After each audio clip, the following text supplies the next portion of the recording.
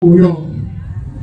So, hanap kayo nung may nagpirma, pumirma, no, para na naglalaman kasi ito ng napakaliit na pondo o budget para sa Department of Education at zero budget for PhilHealth.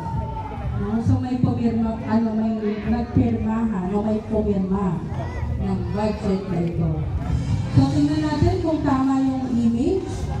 Kung tama yung larawan, ay dito.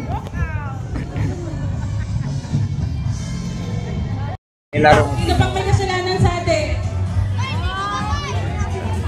PBM at si Marcos Sr., no? Kaya tayo ay nagkaroon ng people power para patalsikin siya. So, ang gagawin natin ngayon ay, ano ba ang mga kasalanan nila sa mga Pinoy? Ayan, dart it. No? So, kailangan tamaan mo yung para may premyo. Kailangan buuin nyo yung dito sa nilarong Pinoy.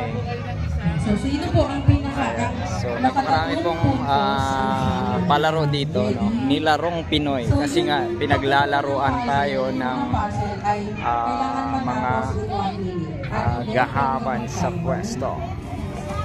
Hi guys. Ayan, sige. Ay, go ka na? Sige. Bye-bye. Tatlo lang po muna. Tatlo. So next round po. Ayan guys. So napakarami pong tao dito sa Luneta. Luneta, no? Ayan, may iba't ibang larong Pinoy na Okay.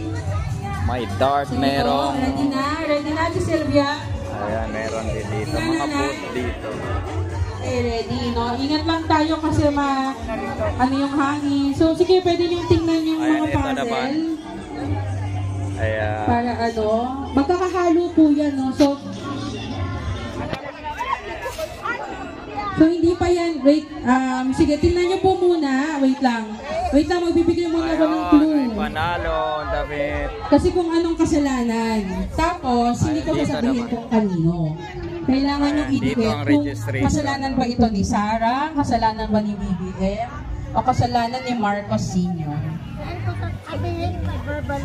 Ha?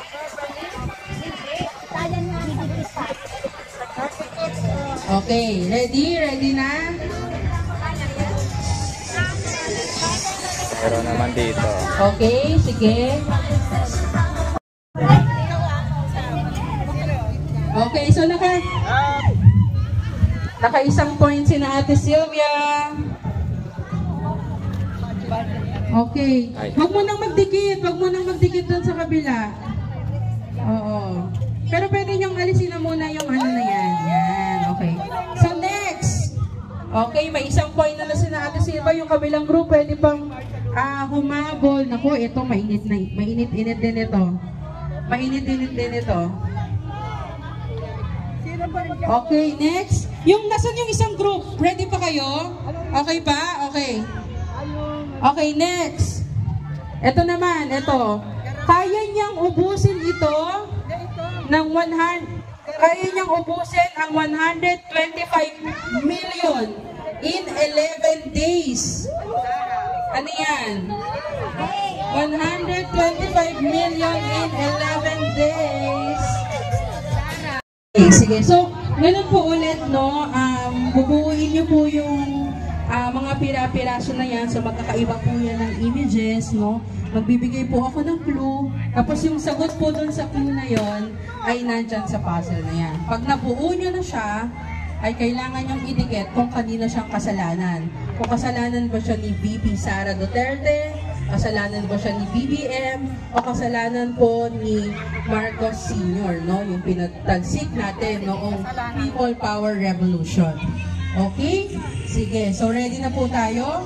So paunahan po na mabuo yung puzzle or yung sagot at idikit doon sa wall. Okay? Ready? Nasa aking mahiwagang bulsa ang mga clue. Okay? Huwag mo na namuin. Yan.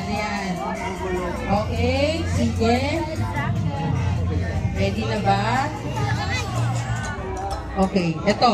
Isa ito sa mga kasinungalingan na pinapakalat ng kanilang pamilya nung pinaalis sila nung 1986 People Power Revolution. Isang kasinungalingan na pinapakalat ng kanilang pamilya na pinaalis natin noong 1986 People Power Revolution. Sige po, hanapin nyo na kung saan, tapos buuin. Kasinungalingan na pinapakalat nila ng kanilang pamilya na noong pinatalsik natin sila noong 1986 People Power Revolution. Kung nabuo na ninyo ay pwede nyong idikit kung kanino siyang kasalanan. Bakit ayaw? Nakita nyo? Parang hindi natin kita yung Kalyano Gold, no? At pag tinignan din natin, ito ay isa po sa pinapakalat nila ng mga kasinungalingan. Hindi po ito totoo at marami na rin mga fact checkers ang nagsabi na ito ay hindi totoo. No, hindi totoo ang Kalyano Gold. Kahit po si BBM, sinabi niya na hindi niya alam saan nanggaling ang sinasabi ng mga tao na Kalyano Gold. So, ito po ay walang katotohanan.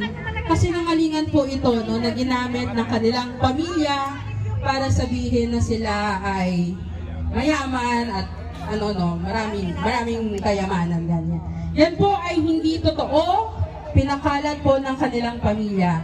Nilagay po ninyo kay Marcos Sr., no? Pero ito rin ay pwedeng sa panahon ni BBM, no? Ito ay pinakalat nila na kasinungalingan para mapaniwala ang mga tao, no? So binibigyan po natin ng isang puntos sinananay dahil nabuo nila, pero ang Kalyano Gold ay hindi totoo. Ito ay kasinungalingan, no? Hindi ito totoo.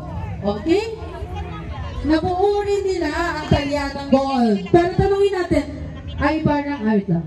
Yes, nabuo din. Totoo ba? Gold? Silang, no? Again, marami nang nagsabi ng mga fact checkers, hindi po ito totoo. Kahit po si BBM, sinabi niya hindi rin totoo ang Kalyano Gold. So kung hindi ito natin nakikita, ibig sabihin, di totoo, walang katotohanan. Okay? Sige.